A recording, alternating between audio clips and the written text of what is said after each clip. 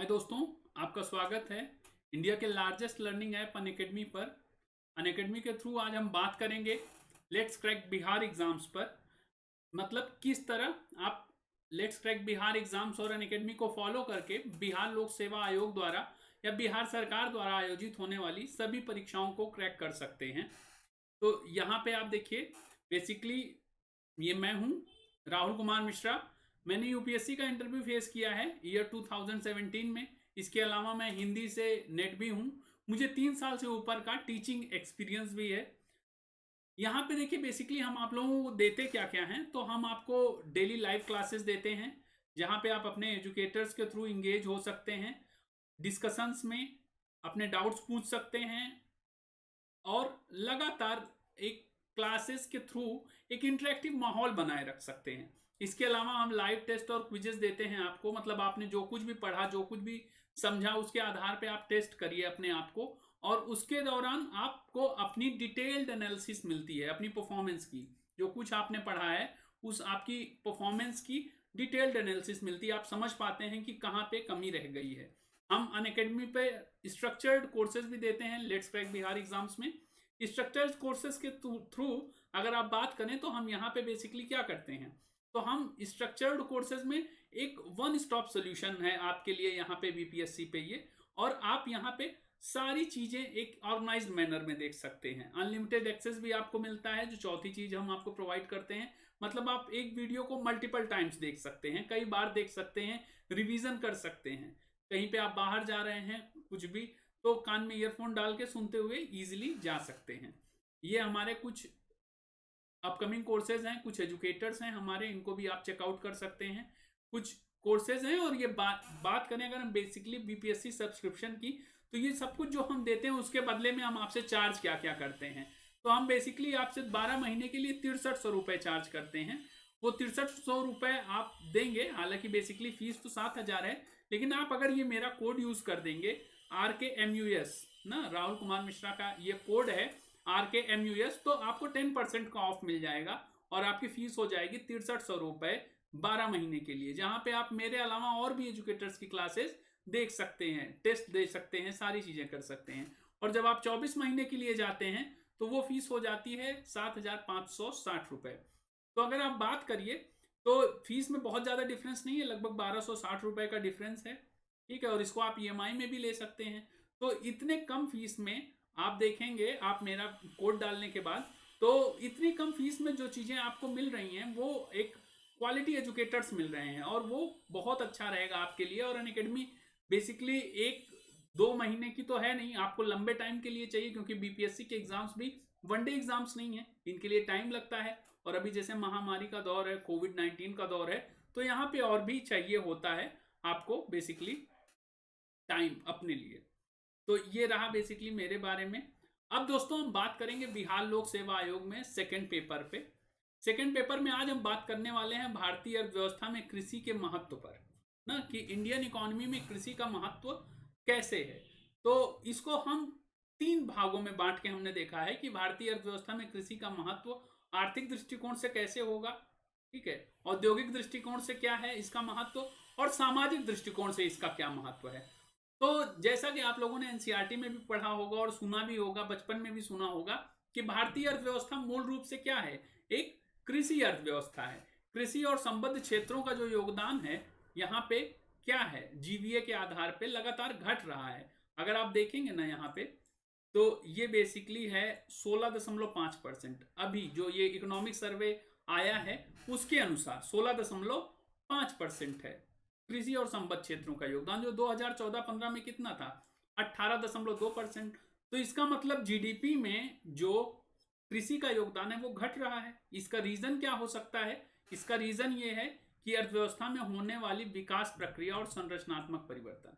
मतलब अर्थव्यवस्था जो है उसमें जो डेवलपमेंटल प्रोसेस चल रहे हैं, इसके अलावा कुछ स्ट्रक्चरल चेंजेस भी आए हैं अर्थव्यवस्था में, जिसके कारण क्या हुआ है, जिसके कारण कृषि क्षेत्र में लोगों की रुचि भी उस तरह से नहीं रही है। वो आगे हम डिस्कस करेंगे कृषि से जुड़े हुए मुद्दों में, तब आपको समझ में आएगा और अच्छे से।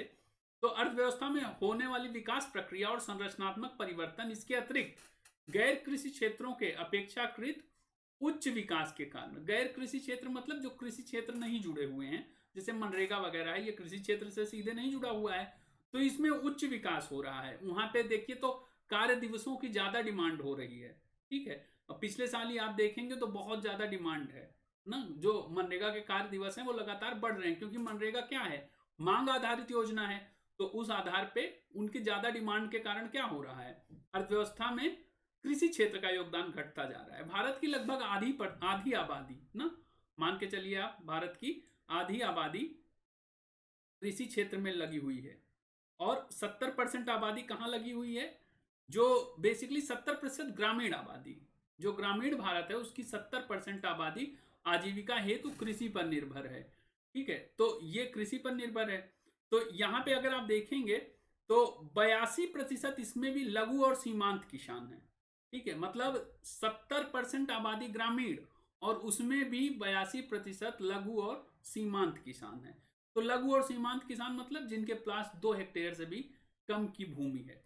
तो आप सोचिए, तो इस तरह के लोगों के लिए कृषि क्या है, उनके लिए कृषि बहुत ज्यादा मतलब जीने मरने का प्रश्न है उनके लिए कृषि, ठीक है। अगर आप आर्थिक दृष्टिकोण से और महत्व देखना चाहते हैं तो कृषि और खाद्य उत्पादों का जो वैश्विक निर्यात है उसमें योगदान 2% है, ठीक है। मतलब जो भारत वैश्विक विश्व को निर्यात करता है वो लगभग 2% है, और वैश्विक आयात में 1.25% है। तो यहाँ पे अगर आप देखें तो आप व्यापार अधिशेष की स्थिति में है। वो व्यापार अधिशेष कितना है, वो लगभग 20 मिलियन के आसपास है। अभी वो घटता बढ़ता रहता है, लेकिन 2003 से 2013 के दौरान आप देखेंगे तो व्यापार अधिशेष 20 मिलियन के आसपास था। तो ये एक ऐसी चीज है, आप देखेंगे कृषि, जहां पे कृषि और खाद्य निर्यात में आप देखेंगे तो आप फायदे में चल रहे हैं, व्यापार अधिशेष है आपको। वैसे तो भारत व्यापार घाटे में चलता है बहुत देशों के साथ, लेकिन विश्व के साथ जब कृषि और खाद्य उत्पादों के निर्यात की बात आती है तो भारत वहां पे क्या है, व्यापार अधिशेष में है। इसके साथ ही भारत 10वें नंबर पे आता है। जब बात करते हैं हम बेसिकली किस नंबर पे आता है कृषि और खाद्य निर्यात की तुलना में, तो भारत 10वें नंबर पे आता है। उसका रीजन है यहाँ पे बहुत बड़ी एक उर्वर पट्टी है ना, उपजाऊ एक जमीन है बहुत ज्यादा। 2003 से 13 के दौरान आप देखेंगे तो कृषि निर्यात में वृद्धि दर औसतन 21.3% रही है, ठीक है। तो आप इस 10 वर्ष के दौरान देखेंगे तो कृषि निर्यात लगातार बढ़ता ही है, लगातार बढ़ता ही जा रहा है। 2006 से 2000 अब तक जो हुआ है बेसिकली 6 गुने की कृषि व्यापार में वृद्धि हुई है। तो ये बेसिकली कुछ फैक्ट्स थे, इनको जो आपको समझ में आए, जो आपको इंपॉर्टेंट लगे, उनको कॉपी में राइट डाउन कर लीजिए। अब ये देखिए, यहाँ पे बेसिकली हम बात करेंगे सामाजिक दृष्टि से क्या महत्व है, मतलब कृषि का सामाजिक दृष्टि से क्या महत्व है, अर्थव्यवस्था की दृष्टि से भी क्या महत्व है, वो देखने की जरूरत है। तो कृषि क्षेत्रों को अगर प्राथमिकता देते हुए आर्थिक उदारीकरण के लाभों को गांवों और किसानों तक पहुंचाना है तो उसके लिए बहुत जरूरी है कृषि को। क्योंकि जब एलपीजी रिफॉर्म्स किए गए थे, आर्थिक उदारीकरण किया गया था, तो गांवों और किसानों को भी ध्यान में रखा गया था। ये सोचा गया था कि ये जो गांव और किसान हैं इन तक भी उदारीकरण का लाभ पहुंचेगा, लेकिन कृषि क्षेत्र पूरी तरह से वहां पे आप देखेंगे तो प्राथमिकता नहीं दी गई, और कृषि में जो व्यय किया जाता था सरकारों द्वारा वो घट गया लगातार। वो डेटा आपको मैं प्रोवाइड करूंगा आने वाले क्लासेस में। तो वो सार्वजनिक व्यय की जो प्रकृति है वो लगातार घटती गई, उसकी वजह से कृषि क्षेत्र पे प्राथमिकता नहीं दी गई उस तरह से, और जो सेवा क्षेत्र थे उसको प्राथमिकता दी गई। तो उसकी वजह से कृषि जो रहा वो बाहर हो गया सरकार की प्रायोरिटी से। लेकिन आप देखेंगे 2014 के बाद कृषि को प्रायोरिटी में वापस ले आई है सरकार। उसका रीजन ये है कि समझ में आ गया है सरकार को भी कि बिना कृषि को विकसित किए आप भारत के विकास का सपना नहीं देख सकते, और भारत का विकास अगर होगा तो उसमें गांवों और किसानों का विकास भी बहुत इंपॉर्टेंट है। और जब इन सभी का विकास हो जाएगा तो उससे आर्थिक सुधार जो होंगे उनको क्या होगा, उनको बेसिकली एक मानवीय चेहरा मिलेगा, आर्थिक सुधारों को मानवीय रूप मिलेगा। और इससे आर्थिक जो लाभ है ना, इससे जो आर्थिक लाभ होते हैं बेसिकली उनको एक अपेक्षाकृत समता मूलक वितरण संभव होगा, ठीक है। तो आर्थिक लाभों का समता मूलक वितरण, इससे क्या मतलब है, इससे ये मतलब है जैसे समता और समानता दो अलग अलग टर्म्स हैं। तो यहाँ पे बेसिकली आप देखेंगे तो समानता क्या होती है? समानता ये होती है, अगर कोई किसी को 10-10 रुपए सबको मिल जाए तो वो समानता है। समता क्या है? किसी को कोई चीज खरीदने के लिए 20 रुपए की जरूरत है, तो 20 रुपए के लिए किसी के पास 10 रुपए हैं, किसी के पास 5 रुपए हैं, किसी के पास 15 हैं। तो जिसके पास जितने रुपए कम हैं उसको उतने रुपए दे दिए जाएं कि वो 20 रुपए तक पहुंच जाए। जैसे 5 वाले को 15 दे दिया जाए, 14 वाले को 6 रुपए दिया जाए, तो वो है समता मूलक वितरण। ठीक है, तो ये किया जा सकता है कैसे? कृषि के ही थ्रू। और इससे क्या होगा? धन संकेंद्रण की जो प्रक्रिया है वो भी बाधित होगी। बाधित होगी मतलब जो अभी क्या होता है, कुछ परिवारों के पास ही धन रहता है पूरी तरह से, तो वो चीजें भी नुकसान करती हैं। उससे क्या होता है? समाज में एक असंतोष पैदा होता है। ठीक है, तो वो चीजें उस तरह से नहीं होनी चाहिए। तो धन संकेंद्रण की प्रक्रिया भी पूरी तरह से बाधित होती है। फिर यहाँ पे अगर आप देखेंगे तो कृषि का विविधीकरण, ना, कृषि का विविधीकरण और कृषि उत्पादों में मूल्य संवर्धन कृषि को लाभप्रद बनाने में सहायक होगा। मतलब क्रॉप डाइवर्सिटी किया जाए ना, क्रॉप्स जो हैं उनको डाइवर्सिफाई किया जाए और मूल्य संवर्धन देखा जाए जो कृषि के उत्पाद हैं वहां पे। जैसे मूल्य संवर्धन कैसे देखेंगे? जैसे गेहूं है तो गेहूं से ब्रेड बन गया, बिस्किट बन गया, तो उसकी मूल्य बढ़ता जाता है ना, जो फाइनल प्रोडक्ट का जो कीमत है वो बढ़ती जाती है। उससे लाभ किसको होता है? जो वो फैक्ट्रीज ओन करते हैं, फैक्ट्री चलाते हैं, उनको लाभ होता है, किसानों का लाभ नहीं होता है। तो किसानों को इसके लिए क्या करना चाहिए? अपनी सहकारी समितियां बनानी चाहिए। अपनी सहकारी समितियां बनाने से उनको क्या फायदा होगा? उनको यह फायदा होगा कि वो अपनी सहकारी समितियां बनाने से उनको मुख्यतः लाभ ये होगा कि उनकी जो अपनी विकास की प्रक्रिया है उसमें बाधा नहीं आएगी, और गरीबी और बेरोजगारी जैसे मुद्दे जो हैं वो पूरी तरह से उनको डील करना आसान हो जाएगा। फिर औद्योगिक दृष्टि से इसका महत्व देखें तो इसका औद्योगिक दृष्टि से महत्व अगर देखेंगे तो इसका औद्योगिक दृष्टि से क्या महत्व है? कृषि क्षेत्र का जो विस्तार है, मुख्यतः आप देखेंगे ना, कृषि क्षेत्र का विस्तार भारतीय उद्योगीकरण को एक नया आयाम दे सकता है।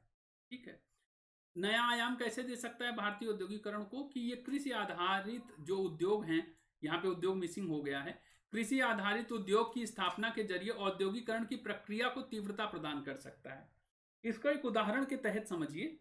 आप ऐसे समझिए जैसे मान लीजिए कहीं पे अमरूद अच्छा होता है किसी एक जगह पे, तो वहां पे क्या है कि अमरूद से फाइनल प्रोडक्ट्स भी बनाए जा सकते हैं, और से भी। एक तो अमरूद मान लीजिए मार्केट में 30 रुपए किलो आता है, ठीक है, तो वो चीजें हैं। लेकिन आप कर क्या सकते हैं? उस अमरूद से जेली बना सकते हैं, कैंडीज बना सकते हैं। अगर वहां पे कोई इस तरह से सहकारी समिति हो या कोई सरकार का संयंत्र इस तरह से लग जाए जिससे वो फाइनल प्रोडक्ट की कीमत बढ़ के मिले, तो आप देखते हैं कि जेली की 1 किलो जेली की कीमत 400 रुपए हो जाएगी।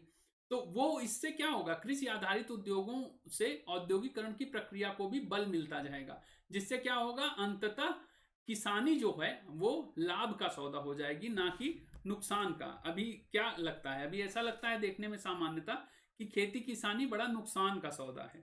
तो इससे होगा क्या कि कृषि के औद्योगिकरण से जो कृषि उत्पादों का निर्यात संवर्धन होगा ना, जो एक्सपोर्ट उनका बढ़ेगा, उससे भारतीय किसान वैश्विक आपूर्ति श्रृंखला से जुड़ पाएंगे। वैश्विक आपूर्ति श्रृंखला मतलब जो ग्लोबल चेन सप्लाई है, जो आप देखें तो मुख्यतः ग्लोबल चेन सप्लाई विश्व के संदर्भ में भी देख सकते हैं, और जो उनके अपने राज्य में है उसको भी देख सकते हैं। फिर देखिए, अगर इसी की बात किया जाए औद्योगिक दृष्टि से ही तो ना, ये, हाँ, किसानों की क्रय क्षमता में सुधार के जरिए ना, किसानों की क्रय क्षमता में सुधार के जरिए क्या किया जाएगा? औद्योगिक उत्पादों की अतिरिक्त मांग सृजित होगी। ये कैसे होगा? और इसी की वजह से औद्योगिक समृद्धि दर में भी तेजी आएगी। बेसिकली होगा ये कि अगर किसानों के पास पैसा होगा, किसानों के पास पैसा होगा तो वो क्या करेंगे?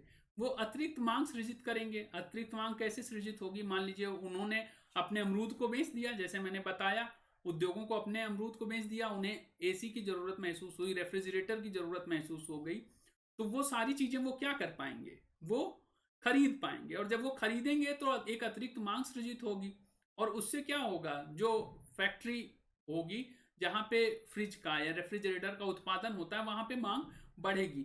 तो बेसिकली जो कृषि आधारित उद्योग हैं वे किस तरह औद्योगिकरण को बल दे सकते हैं, और उससे देश को किस तरह से फायदा हो सकता है, देश की औद्योगिक समृद्धि को किस तरह से फायदा हो सकता है, क्योंकि औद्योगिक समृद्धि दर में कई क्षेत्र आते हैं, उसमें विनिर्माण क्षेत्र भी आता है। तो विनिर्माण क्षेत्र के चलते क्या होगा, वो ग्रोथ बढ़ के दिखेगी।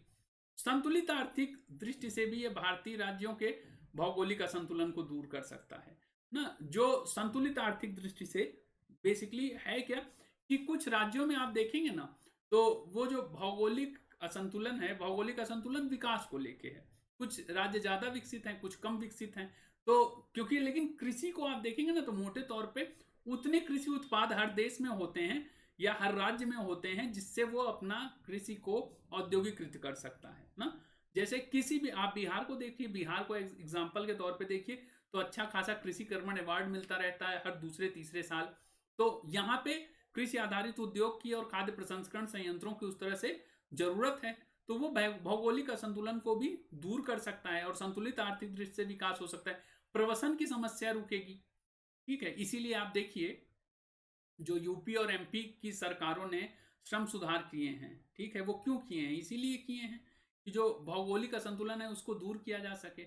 और अगर उन्होंने श्रम सुधार किए और अच्छा खासा निवेश आ गया वहां पे, तो हो सकता है आज के 10 साल बाद आप यूपी को, एमपी को, इन सब स्टेट्स को भी मतलब एक आप उत्पादक राज्यों की तरह देखें, मैन्युफैक्चरिंग स्टेट्स की तरह देखें। ऐसे ही होता है, एक मतलब जो बड़े चैलेंज होते हैं वो बड़ी अपॉर्चुनिटी लेकर आते हैं। तो कोविड ने एक नई अपॉर्चुनिटी भी ला कर दी है। अब देखिए इसका क्या परिणाम रहता है, वो तो भविष्य में छिपा हुआ है। निष्कर्ष क्या है, निष्कर्ष कुल मिला के ये है कि कृषि की महत्वपूर्ण भूमिका है, ठीक है। भारतीय अर्थव्यवस्था के संदर्भ में हमने देख लिया कि कृषि की महत्वपूर्ण भूमिका है, किसमें, उसकी जो आर्थिक सामाजिक विषमता है उसको पाटने में। भारतीय समाज में जो आर्थिक सामाजिक विषमता है उसको फिल करने में कृषि की बहुत इंपॉर्टेंट रोल है, कृषि का। अब वो सारी चीजें तो ठीक हैं जो आपने कृषि पे समझा, लेकिन अब ये भी देखने की बात है कि जब सब कुछ इतना अच्छा है, तो फिर कृषि का विकास करके, ये तो आसान तरीका था ना कि कृषि का विकास करके सरकार बोलती कि चलिए अब अच्छा हो गया हमारा, मतलब देश विकसित हो गया। लेकिन ऐसा नहीं है, इतना इजी नहीं है। कृषि के समक्ष भी कई मुद्दे दिखाई पड़ते हैं, मतलब कृषि के संबंध में कौन कौन सी चुनौतियां हैं, कृषकों के संबंध में कौन कौन सी चुनौतियां हैं। तो अगर आप यहां देखेंगे, तो जो सबसे पहला हम देख रहे हैं, निम्न कृषि उत्पादकता।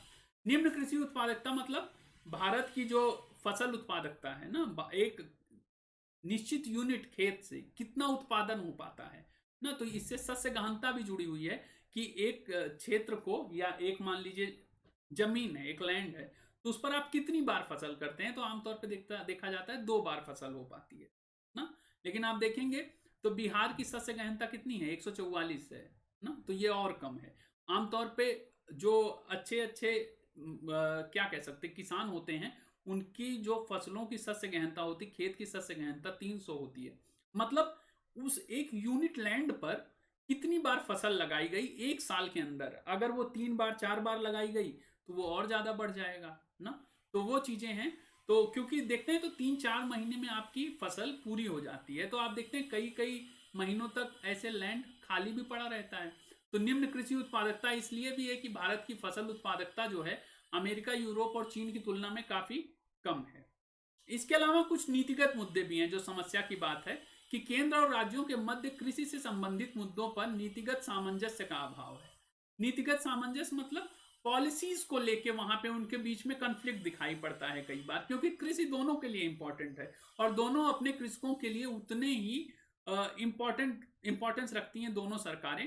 तो उनके बीच में आपस कई बार क्या कहते हैं, मतलब उनमें समन्वय उस तरह से नहीं हो पाता, सामंजस्य नहीं हो पाता। एक ये मुद्दा है। दूसरा मुद्दा ये रहा। तीसरा मुद्दा देखिए, तीसरा मुद्दा है अप्रभावी कृषि विपणन। अप्रभावी कृषि विपणन मतलब जो एग्रीकल्चर मार्केटिंग है वो बहुत इनइफेक्टिव है, वो उतनी इफेक्टिव नहीं है। मतलब जो किसानों को अपनी कृषि उपज के विक्रय के लिए सामान्यतः बिचौलियों पर निर्भर रहना पड़ता है। बिचौलिए मतलब जो मिडिल मैन्स होते हैं, उनके लिए निर्भर रहना पड़ता है, उनके ऊपर। उसमें क्या होता है, तो उसमें यह होता है कि ये बेसिकली जो एपीएमसी एक्ट के तहत आप देखेंगे, ये कार्टेल बना लेते हैं अपने, ठीक है, ये कार्टेल बना लेते हैं। तो आप देखेंगे तो जैसे आप फसलें लेके किसान बाहर मार्केट में तो बेच नहीं सकते सीधे अपनी फसलों को, वो अपनी फसलों को मंडियों के थ्रू ही बेच सकते हैं। एपीएमसी एक्ट इसीलिए बनाया गया था। तो ये करते क्या हैं कि बाहर जो मंडियों के बाहर ही कुछ व्यापारी या मिडिलमैन खड़े रहेंगे, वो आपकी कीमतों का एमएसपी से भी कम कीमत देंगे आपको, और बोलेंगे आप आज जल्दी करवाना चाहते हैं, अभी तो बड़ी लंबी लाइन लगी है ट्रैक्टर्स की, तो आप इतने ही पैसे ले लीजिए और अपना बेच दीजिए। जो भी अनाज वनाज ले आए हैं, जो भी आप फसल लेके आए हैं अपनी ट्रैक्टर वैक्टर में ट्रॉली में भर के, तो किसानों के पास इतना तो समय रहता नहीं कि वो सारी चीजें देखेंगे। तो और उनका अपना दिन भी बर्बाद हो रहा होता है, शाम तक लौटने भी होता है और पैसा भी चाहिए होता है, उनकी आय भी उतनी ज्यादा नहीं है। तो वो क्या करते हैं, उन कार्टेल में फंस जाते हैं और अपनी कीमतों, अपनी फसल को बहुत कम कीमतों पर बेच देते हैं ना। तो वो क्या करते हैं, व्यापारी कृषि फार्म गेट कीमतों को भी कम बनाए रखते हैं, एक ये समस्या है। तो इसके लिए देखिए बिहार सरकार ने क्या किया था, बिहार सरकार ने जो एपीएमसी एक्ट बनाया था अपना, उस एपीएमसी एक्ट को पूरी तरह से निरस्त कर दिया। तो उन्होंने कहा कि अब किसान अपने उत्पादों को बाहर भी बेच सकते हैं, लेकिन इससे भी समस्याएं खत्म नहीं होती हैं। वो क्यों नहीं खत्म होती उसको हम आगे डिस्कस करेंगे। आगत संबंधी चुनौतियों की बात कर लें अब, जो अगली चुनौती है। तो यहाँ पे क्या हुआ है, आगत लागत में वृद्धि होने से कृषि आय में गिरावट आई है।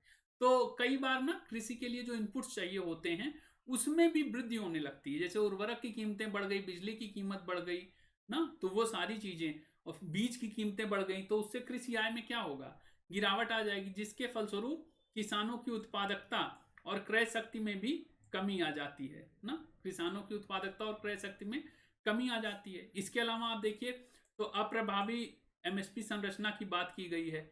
अप्रभावी एमएसपी संरचना मतलब केवल 6% किसानों तक ही एमएसपी प्राप्त होता है। सरकार बहुत दम्भ भरती है, आप देखिए कई बार कि मतलब एमएसपी जो है वो आपको हम दे रहे हैं, लेकिन एमएसपी बहुत सीमित फसलों पे है। ठीक है, बहुत सीमित फसलों पे, 24 फसलों पे है, बस 24-25 फसलों पर। तो आप उसकी वजह से क्या होता है कि बहुत कम किसान ही इससे एमएसपी से कवर हो पाते हैं, और उसको भी वो कवर नहीं करने देते एमएसपी को। हमने देखा था किस तरह वो कार्टेल बना के जो व्यापारी समूह हैं वो एमएसपी से कम कीमतों पर खरीदते हैं और किसान को मजबूर कर देते हैं। तो वो उसे मजबूरी में क्या करना पड़ता है, डिस्ट्रेस सेल ना, स्ट्रेस में आके अपनी सेल कर देनी पड़ती है अपने उत्पाद की। और जबकि 94% किसान बाजारों पर निर्भर हैं। बाजारों पर निर्भर है मतलब वो मार्केट फोर्सेस पे पड़े गए हैं, मतलब उनके जो उत्पादों की कीमत है वो बाजार तय करेगा, और बाजार में आप देखेंगे तो उनकी कीमतें उतनी नहीं मिलती हैं। ठीक है, आगे देखते हैं कृषि कार्यों का त्याग। तो यहाँ पे आप देखेंगे तो जो कृषि कार्य हैं बेसिकली, एक सर्वेक्षण किया गया था, उसके तहत 18 राज्यों के 5000 किसान परिवारों के सर्वेक्षण से ज्ञात हुआ है कि 76% किसान कृषि की अपेक्षा किसी अन्य कार्य को करने की इच्छा रखते हैं ना। इसके अलावा जो कृषि संगणना भी की गई है उसमें भी कुछ ऐसे ही रिजल्ट निकल के आए हैं जो बताते हैं कि कृषि कार्य जो है उसको करने में बहुत ज़्यादा लोग इंटरेस्टेड नहीं हैं, बहुत ज़्यादा इंटरेस्ट नहीं शो कर रहे हैं। फिर देखिए और समस्याएं क्या है कृषि के समक्ष, एक जलवायु परिवर्तन की समस्या है। तो इसमें क्या है, चरम मौसमी परिघटनाओं की अधिकता, मृदा अपरदन, कीटों का प्रकोप और फसल की विफलता से कृषि उत्पादन पर प्रतिकूल प्रभाव पड़ा है। तो देखते हैं आप मौसमी परिघटनाएं, मतलब अभी देखिए जैसे गेहूं की फसल खड़ी थी कुछ महीने पहले, लगातार बरसात होने लगी, फसल खराब हो गई, गेहूं की पकी पकी फसल खराब हो गई। इसके अलावा देखेंगे तो मृदा अपरदन की समस्या है ना, जिस तरह से बरसात होती है और जिस तरह से उर्वरकों का अतिशय प्रयोग किया जाता है तो मृदा की ऊपरी सतह जो है वो निकल जाती है, बह जाती है, तो मृदा अपरदन की समस्या है। जलवायु परिवर्तन की वजह से वो भी मतलब बढ़ती ही जा रही। कीटों का प्रकोप आप देखिए, तो अभी आपने टिड्डियों का हमला देखा होगा, तो उसके पीछे रीजन क्या था, उसके पीछे रीजन ये था कि मिडिल ईस्ट में, ईरान में बेमौसमी बरसात हो गई थी पिछले साल, जिसकी वजह से क्या हुआ है, वहां पे कीटों की संख्या, ये टिड्डियों की संख्या बहुत ज्यादा बढ़ गई थी। तो जलवायु परिवर्तन का भी बहुत बड़ा रोल है टिड्डियों के हमले में ना। तो इससे पहले आपने देखा था ना, 27 साल पहले ऐसा कोई टिड्डी का हमला हुआ था, और अभी आप देख रहे हैं तो टिड्डियों का हमला इस तरीके से हो रहा है कि आपने देखा पूरी तरह से, मतलब राजस्थान सबसे मतलब एडवर्सली इफेक्ट हुआ इससे। इसके अलावा फसल की विफलता, तो फसल की विफलता भी दिखाई पड़ती है यहाँ पर। फसल की विफलता कैसे दिखाई पड़ती है कि फसलें, क्रॉप्स फेल हो जाती हैं, बरसात नहीं होती है, सूखा आ जाता है ना, तो और उसकी वजह से क्या होता है, कृषि उत्पादन पर बहुत प्रतिकूल प्रभाव पड़ता है।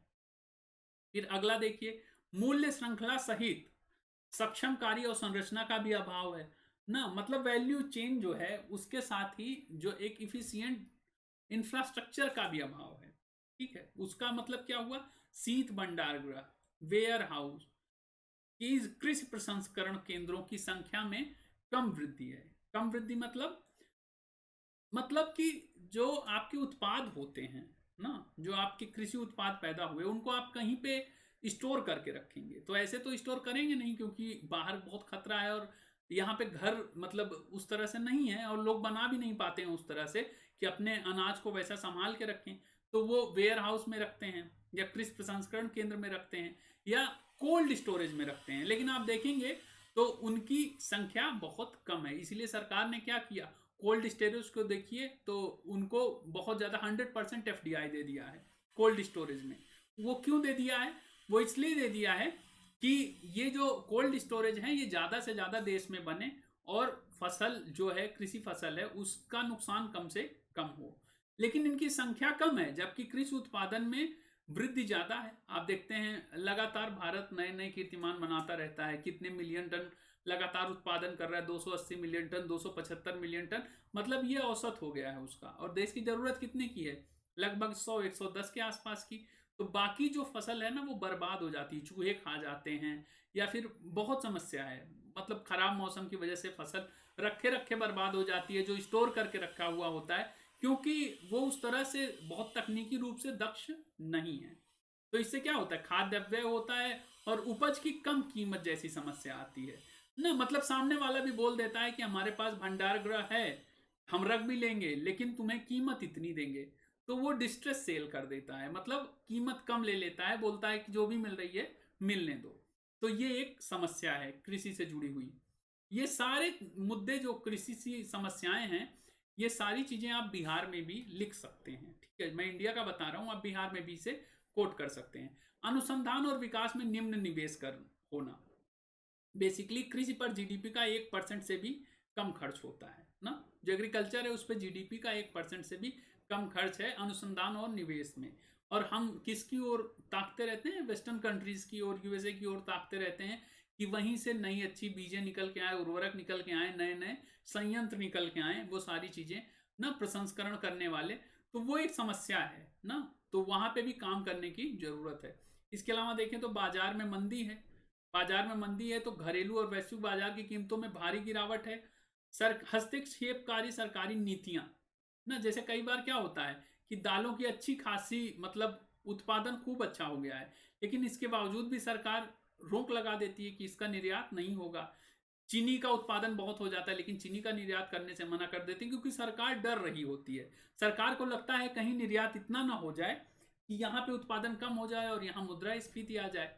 ठीक है, वहां पे एक समस्या है। दूसरा देखिए तो वायदा कारोबार पर प्रतिबंध लगा हुआ है ना, जिस तरह से वो फ्यूचर ट्रेडिंग होती है खाद्यान्नों की उस पर भी प्रतिबंध है। स्टॉक होल्डिंग सीमा निर्धारण है, मतलब आप इससे ज्यादा नहीं रख सकते हैं।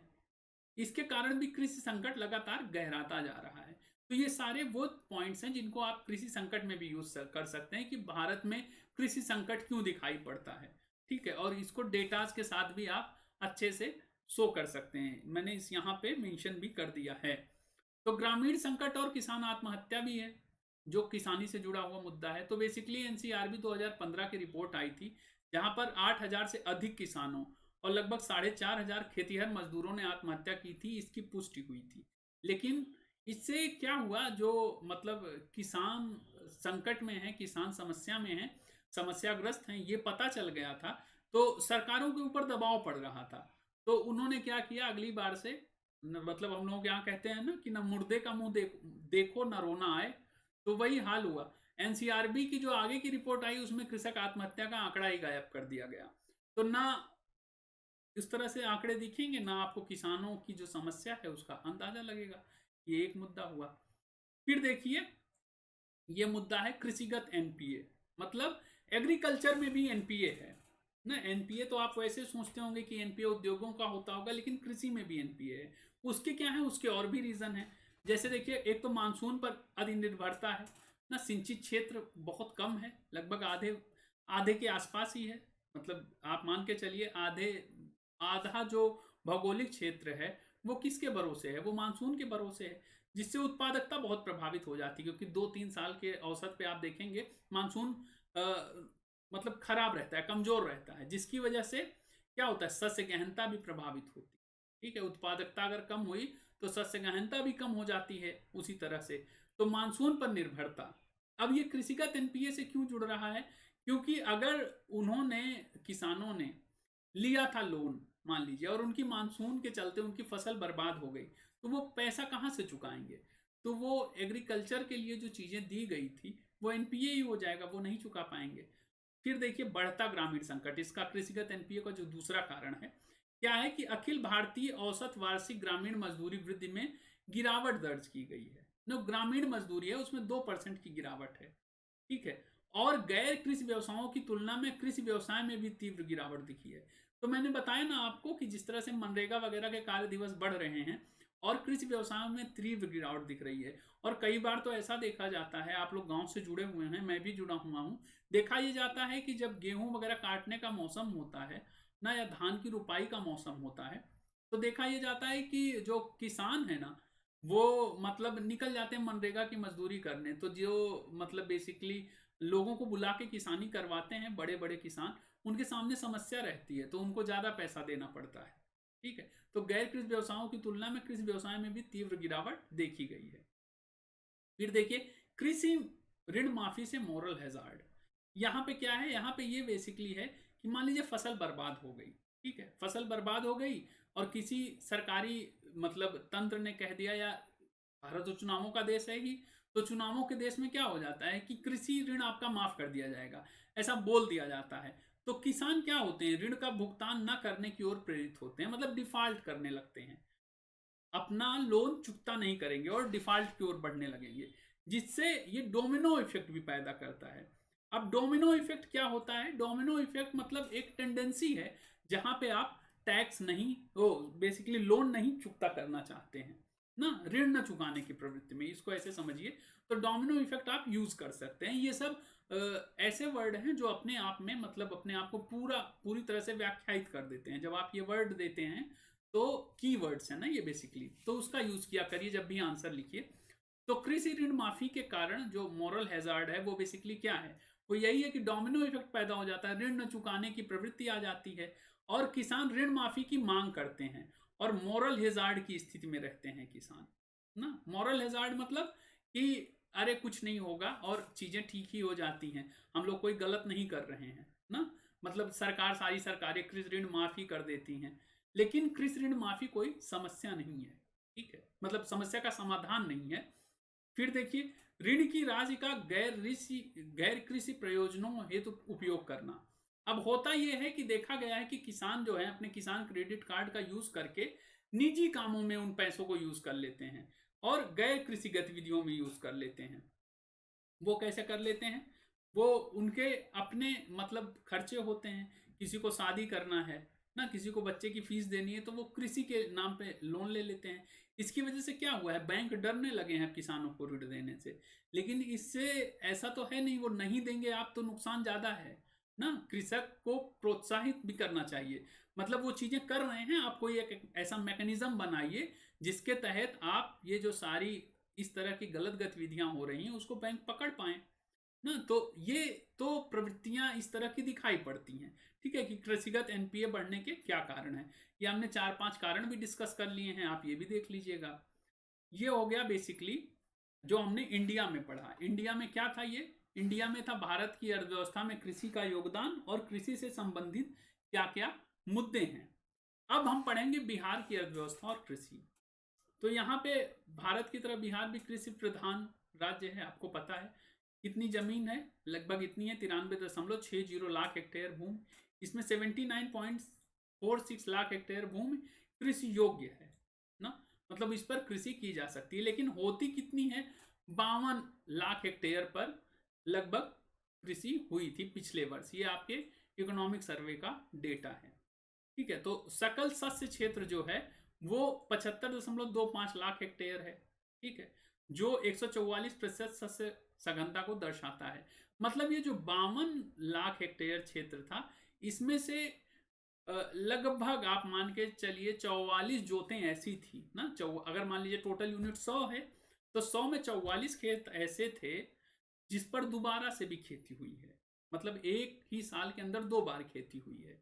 मतलब कि जितनी संभावना थी उतना यूज नहीं किया गया। मतलब ये तो बहुत ज्यादा होना चाहिए, कम से कम 200-250 होना चाहिए। हालांकि भारत की भी जो सस्य गहनता है वो बहुत अच्छी नहीं है, लेकिन बिहार जो कि मतलब इतनी उर्वर पट्टी पे है ना, जो हमने बताया दुनिया की सबसे उर्वर पट्टी, गंगा यमुना दोआब का हिस्सा है, फिर भी यहाँ पे कृषि जीवन निर्वाह प्रकार की है, ये समस्या पैदा करता है।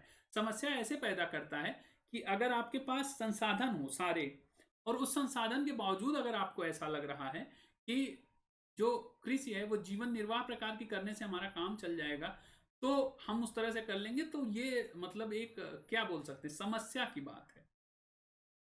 क्यों? अब देखिए, लगभग 76% लोगों के लिए कृषि आजीविका का साधन है बिहार में ना, और यहाँ पर जीडीपी में इनका योगदान 18% है।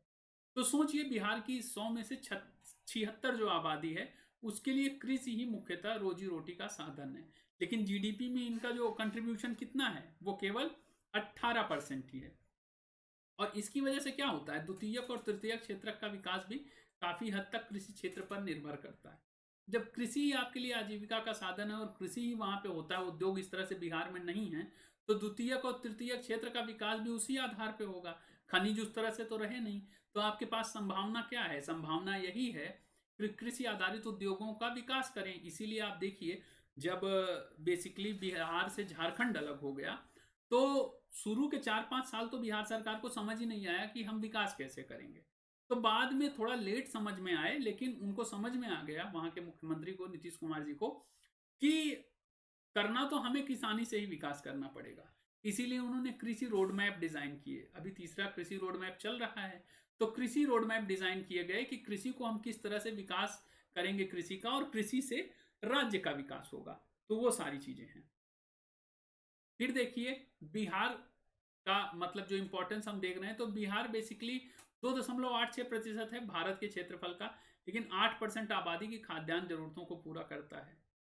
ये हम बिहार से रिलेटेड कुछ फैक्ट्स देख रहे हैं, उनके आलोक में आप चीजें समझ रहे हैं। पीछे हमने थोड़े थोड़े जो कॉन्सेप्ट थे वो डेवलप कर लिए थे अपने, उसके आधार पर अब आगे देखिए बिहार से बात कर रहे हैं।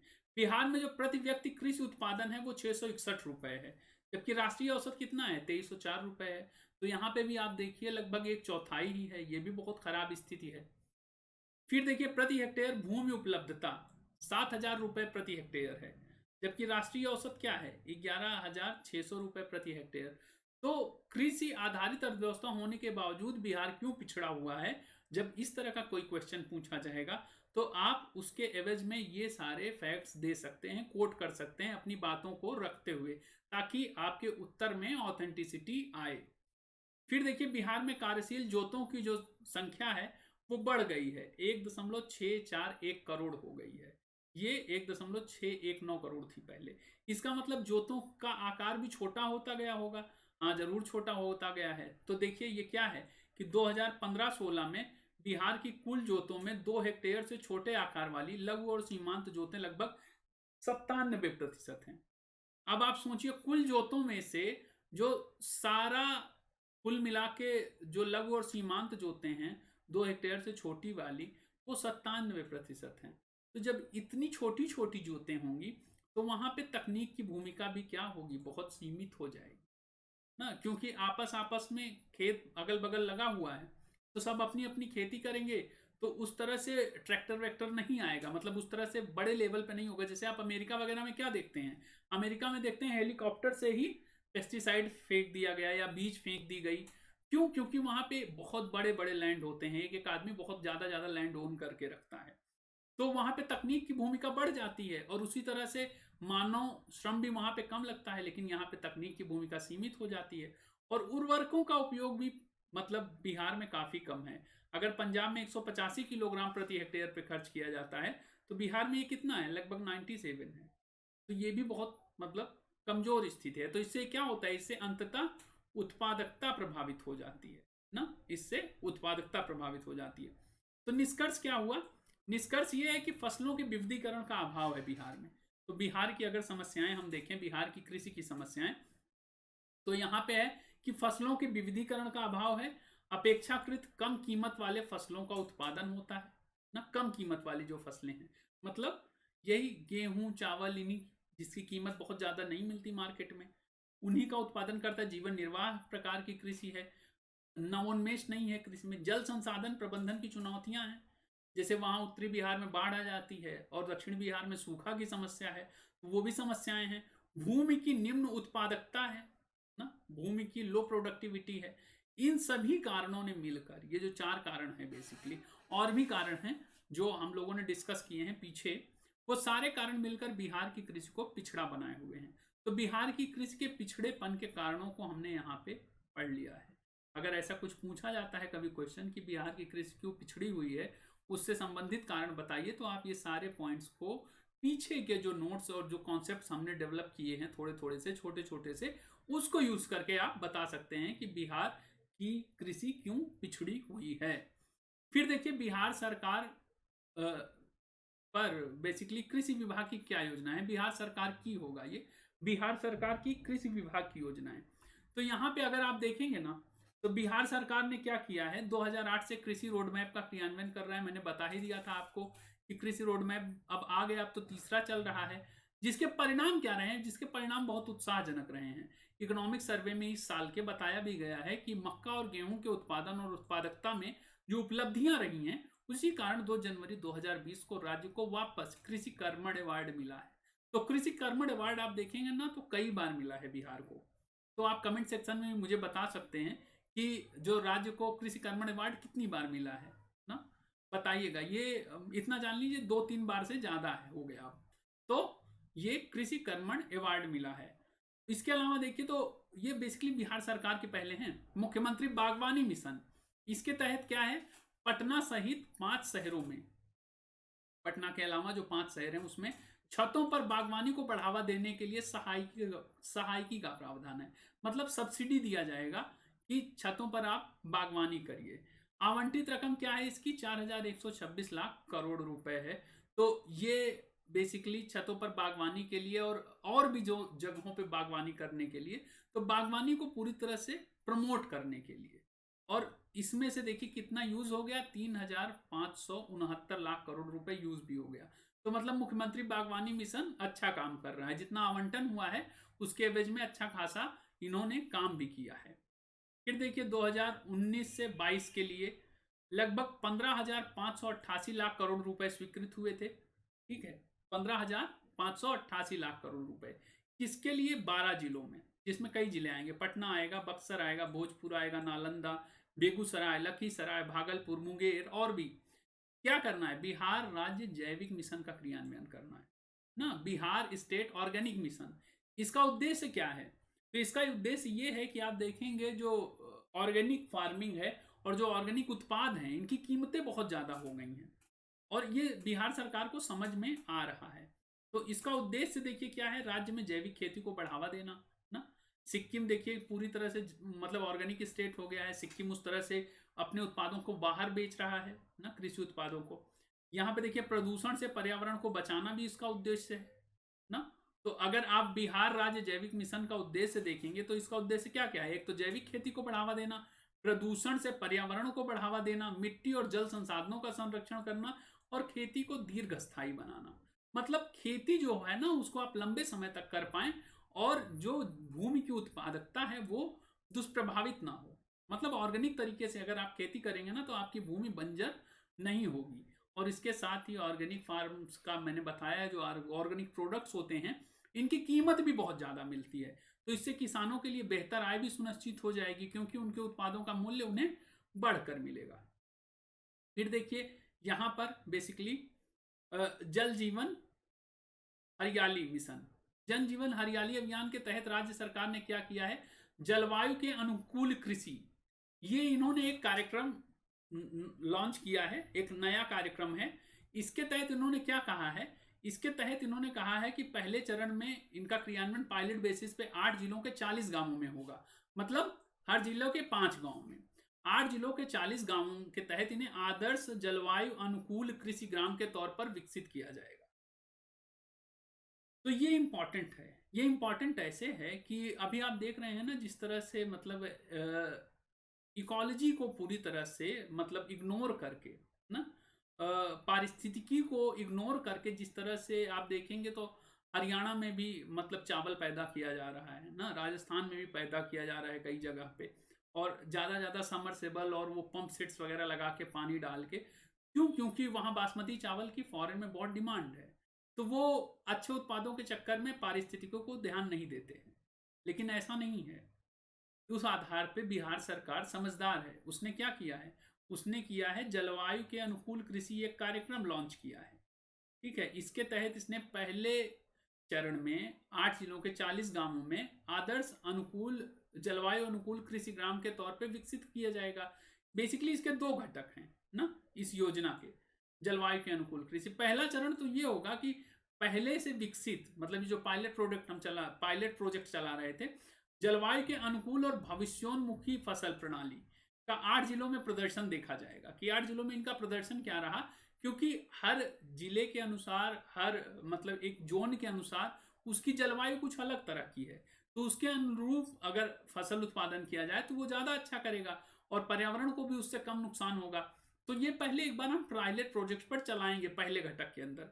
8 जिलों में जो प्रदर्शन आएगा उसके आधार पे हम क्या करेंगे, दूसरे घटक पे आएंगे। दूसरे घटक में भावी जर्मप्लास मतलब जो आपकी देसी फसलें हैं ना, जो देसी जैव विविधता की फसलें, जैसे मान लीजिए आम ही है ना, आम तो और भी है, अल्फांसो है या और भी है, दशहरा है और सारी चीजें हैं। लेकिन आम की एक आपके गांव की भी वैरायटी होगी, हो सकता है उस गांव की वैरायटी में टेस्ट अलग हो, बहुत अच्छा लगता हो आपको ना। तो उन जो जीन्स हैं उनको भी संभाल के रखना है किसी फसल का। ऐसे ही गेहूं के भी, चावल के भी बहुत सारे। और भारत में तो जो जलवायु है बहुत ज्यादा है, मतलब डाइवर्स है। तो उसकी वजह से क्या है, यहाँ पे जो उत्पाद होते हैं वो भी बहुत डाइवर्स तरह के होते हैं। चावल ही आप देखिए, हर तरफ का चावल अलग अलग है, टेस्ट अलग अलग है ना, उसकी न्यूट्रिशनल वैल्यू अलग अलग है। तो दूसरे घटक में क्या किया जाएगा, जो भावी जर्म प्लाज है या जो विविधता है वहां पे, जेनेटिक जो विविधता है उसको देखना है। फसल चक्र प्रणाली और जलवायु परिवर्तन के लिए रणनीतिक अनुसंधान करना। ठीक है, रणनीतिक अनुसंधान करना है मतलब उस पर काम करेगा। उस पर कौन कौन काम करेंगे, उस पर जो बिहार की सेंट्रल यूनिवर्सिटी है जो समस्तीपुर में है वो काम करेगी ना। तो वो चीजें हैं, और भी 2-3 इंस्टीट्यूट हैं जो उस पर काम करेंगे। तो इसका ये मतलब हुआ कि जल जीवन हरियाली के तहत जलवायु के साथ मिलकर कृषि को आगे बढ़ाएंगे। बिहार सरकार की ये पहल है। तो बिहार सरकार ने कृषि के तहत ये पहलें की हैं। फिर निष्कर्ष क्या है, निष्कर्ष ये है कि गरीबी निवारण पर कृषि का अगर व्यापक बहुगुणक प्रभाव देखा जाता है ना, गरीबी निवारण अगर करना हो तो कृषि से बेहतर कुछ नहीं हो सकता, क्योंकि कृषि से सीधे सीधे लोग जुड़े हैं। और कोई उद्योग आप स्थापित करेंगे वहां पे लोगों को बुलाना पड़ेगा। ठीक है, लेकिन यहाँ पे जो लोग जहाँ पे हैं उनको वहीं पे रोजगार मिल जाएगा। ठीक है, तो उसका एक मल्टीप्लायर इफेक्ट होता है, बहुगुणक प्रभाव होता है। तो राज्य सरकार ने राज्य में लक्षित निवेशों ना, जो निवेश हैं, अधिसंरचनात्मक विकास ना, जो इंफ्रास्ट्रक्चरल डेवलपमेंट करना है, और प्रोत्साहन योजनाओं के जरिए टिकाऊ खेती को बढ़ावा देने के लिए प्रचुर वित्तीय साधन या संसाधन आवंटित किए हैं ना। मतलब सरकार ने, आप देखेंगे बिहार सरकार ने अपने स्तर पे जितना कुछ हो सकता था उन्होंने फिनेंशियल रिसोर्सेज आवंटित किए हैं। फिर देखिए कृषि रोड मैप जो 2017 से 22 तक चल रहा है, में कृषि और सहवर्ती क्षेत्र के विकास के लिए सिंचाई का जाल बढ़ाना है, मतलब सिंचाई को और ज्यादा क्षेत्रों में फैलाना है, और कृषि को मानसून का जुआ बन के नहीं रहने देना है, और कृषकों को मानसून पे आश्रित नहीं रहने देना है। इसके अलावा बाढ़ से बचाव के लिए कोशिश कर रही है बिहार सरकार। खाद्य प्रसंस्करण और डेयरी विकास की परियोजनाओं में भी शामिल है, और इसके लिए 1.54 लाख करोड़ रुपए आवंटित किए गए हैं। तो ये आज हमने क्या देखा, ये आज हमने बेसिकली जो टॉपिक देखा है अपना, भारत और बिहार की अर्थव्यवस्था में कृषि का क्या महत्व है। और ये दोस्तों, इस वीडियो को अगर आपको समझ में आया हो, अच्छा लगा हो, तो इसको अपने दोस्तों तक, बीपीएससी की तैयारी करने वाले जो आपके और भी दोस्त हैं उसको, उन तक शेयर कर सकते हैं, लाइक कर सकते हैं, सब्सक्राइब कर सकते हैं लेट्स क्रैक बिहार चैनल को। और अगर आपको मेरी क्लासेस पसंद आ रही हैं, आगे भी कंटिन्यू करना चाहते हैं, क्योंकि आगे मैं पूरा एक प्लान ही लेके आ रहा हूँ बिहार मेंस को लेके, तो वो चीज़ें आप एडमिशन ले सकते हैं, सब्सक्रिप्शन ले सकते हैं। ये कोड डाल के डिस्क्रिप्शन में नीचे आपको मिल जाएगा, सब्सक्राइब करके एक सेक्शन होगा, वहाँ पे क्लिक करेंगे, मेरा ये कोड डालेंगे RKMUS, तो वहाँ पे आपको 10% का ऑफ मिल जाएगा और 1 साल के लिए 6300 रुपये और 2 साल के लिए 7560 रुपये आपको पे करने पड़ेंगे। तो थैंक यू दोस्तों, मुझे सुनने के लिए। Thanks a lot.